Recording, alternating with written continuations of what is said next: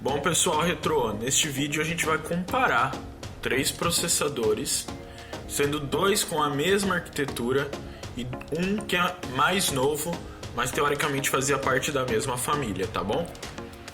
Para essa comparação eu vou utilizar o seguinte hardware: uma placa-mãe Gigabit GA945 GCM S2C, tá? Porque ela suporta com o chipset Intel 945 GCC. Ela suporta os 3 processadores que vamos tentar comparar aí, tá?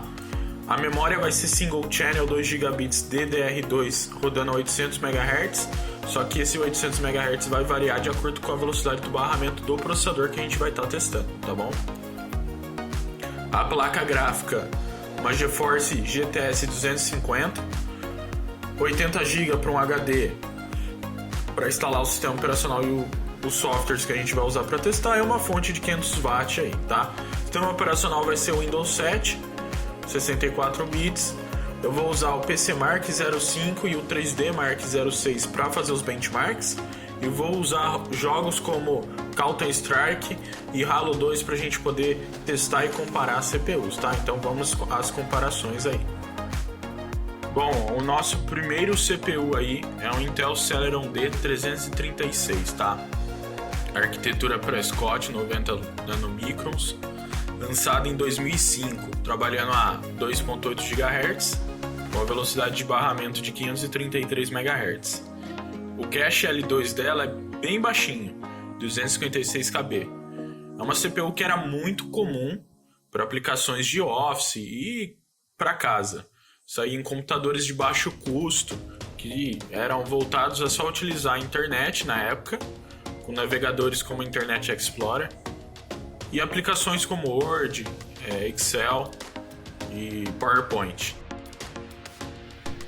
Essa CPU precisa realmente se dedicar ao máximo para atender qualquer tarefa simples do sistema operacional, até mesmo para navegar em qualquer site ou extrair um arquivo zip, reproduzir um vídeo ou um áudio, né? E no caso de, por exemplo, tentar acessar o YouTube de hoje em dia, ela não consegue reproduzir vídeos acima de 360p, tá?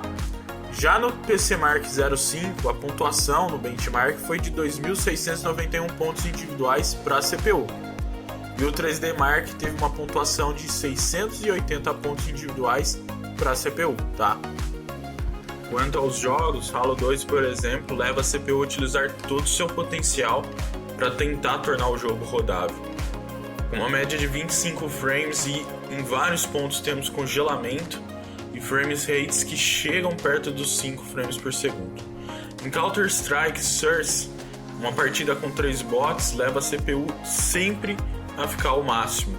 Com uma média de frames parecida com a do Halo 2, a CPU sofre momentos em que ela precisa computar ações simples como o recarregar de uma arma, a morte de um jogador ou até mesmo menus simples, tá? Então é uma CPU que realmente sofre para fazer qualquer atividade a não ser ficar em tempo ocioso.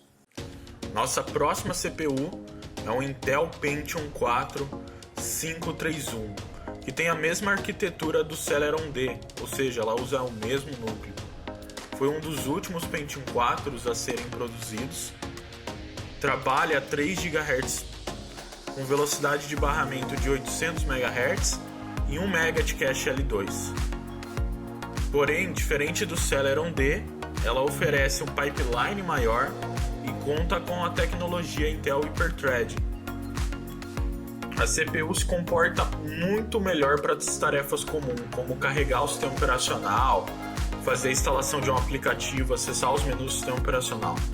A navegação na internet usando o Firefox mais recente continua mais ou menos a mesma coisa, tá? A CPU ainda sofre bastante para carregar os sites atuais, que é de se esperar, mas ela apresenta um pouco mais de velocidade se comparado com a CPU anterior. Nos benchmarks, o PC Mark obteve um ponto de 3.350 pontos para essa CPU, que é basicamente 1,5 vezes mais rápida no benchmark que o Celeron D, tá? Isso provavelmente se dá por conta do hyperthreading e do cache L2 que é superior, tá? O 3D Mark teve como resultado 817 pontos. Nos jogos, Counter-Strike obteve uma melhora absurda.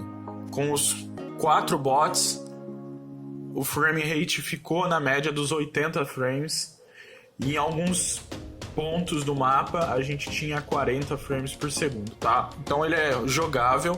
Aqueles congelamentos de quando você recarregava a arma ou de quando um jogador ou NPC morria parecem ter sumido. No Halo 2 o desempenho realmente também melhorou muito. A gente teve altos frames aí de até 100 frames por segundo e nos momentos em que o jogo exigia mais, a gente chegava na casa dos 35 frames, tá? A utilização da CPU nesses ambos jogos foi bem menor. Antes a gente tinha 100% de utilização no Celeron. Nessa CPU nós temos sempre uma média de 60% em pontos que o jogo precisa de muita CPU. Para nossa última comparação, essa CPU é uma Intel Pentium D E2200. A arquitetura dela é bem mais recente, a arquitetura Allendale, que tem aí por volta de 2 anos de diferença da Pentium 4531. Ela trabalha a 2.2 GHz, o barramento tem 800 MHz de velocidade e um cache L2 de 1 MB, tá? Ela é mais ou menos 2 anos mais nova que o Pentium 4. Ela também fornece 2 threads, mas diferente do Pentium 4 que fazia isso por hyperthreading, essa tem 2 núcleos físicos. Para utilização geral, a CPU teve o mesmo comportamento do Pentium 4531. Tarefas simples do sistema operacional e tarefas como a navegação de um site, a reprodução de um vídeo no YouTube continuam a mesma coisa, tá? Isso porque os sites que a gente está acessando são para CPUs bem mais recentes que essa, tá? No PC Mark, a CPU obteve 5.471 pontos, um pouco mais rápida que o Pentium 4. E no 3D Mark, obteve 1.821 pontos individuais, que é quase o dobro da pontuação da CPU anterior. Nos jogos, Counter-Strike teve ganho de frames perceptível. A CPU sempre trabalhando a 60% do seu potencial. Os frame rates mais altos que a gente teve foi de 120 frames e os mais baixos de 60 frames, tá? Com o VenSync habilitado, a CPU pareceu não diminuir a utilização, manteve a média de 60% de utilização, mas o frame rate ficou sempre travado nos 60 frames e o jogo ficou muito fluido. Quanto ao Halo 2, no primeiro teste, ele realmente tentou utilizar toda a CPU e toda a GPU para atingir o máximo de frame rate que ele conseguia. E ele chegou a 200 frames por segundo em algumas ocasiões, tá? Esse jogo é famoso por ter esse bug onde ele não seta um limite de frames e ele vai tentando utilizar o hardware o máximo que ele pode para tentar tirar o máximo de frame rate que ele pode. Quando eu forcei a configuração no painel da NVIDIA para habilitar o VSync, o Halo 2 parece ter a mesma utilização que o Pentium 4, varia entre os 55% e os 70%, mas ele mantém 60 frames por segundo travado. O jogo fica muito fluido e fica legal de jogar. A minha conclusão desse benchmark e comparação rápida entre essas 3 gerações de processadores, na verdade o Celeron D e o Pentium 4 são o mesmo core, só mudam as características e os recursos que estão em volta desse núcleo. E o Pentium E2200 já é uma outra tecnologia. Na minha opinião, o Celeron D faz realmente jus ao seu famoso apelido de desastre. Porque apesar de utilizar o mesmo núcleo que o Pentium 4531, a falta da tecnologia HT e um cache maior e uma frequência de barramento melhor torna o processador extremamente lento. E sinceramente, um Pentium 4, 1.4 GHz, 1.8 GHz provavelmente teria o mesmo desempenho, se não superior que esse Celeron D. Entre o processador E2200 e o Pentium 4 531, o ganho foi realmente interessante, a gente teve bastante ganho. Mesmo o processador E2200 trabalhando uma frequência menor que o Pentium 4. Eu não consigo julgar se ele realmente é melhor ou não que o Pentium 4, já que ambos tiveram um resultado muito parecido.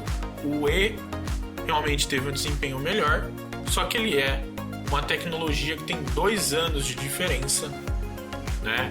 É uma tecnologia, uma arquitetura que usa uma nanolitografia muito diferente.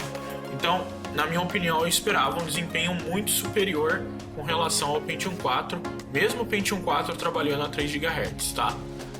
Então, na minha opinião, entre o Pentium 4 e o Pentium E, dependendo do jogo que você for rodar, eu optaria pelo Pentium 4, até pelas capacidades de overclock que ele tem.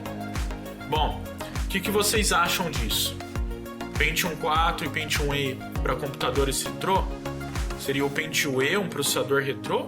Ou já faz parte da era mais moderna? Deixem seus comentários, deixe o seu like, compartilhe e se inscreva no canal. E um feliz 2022!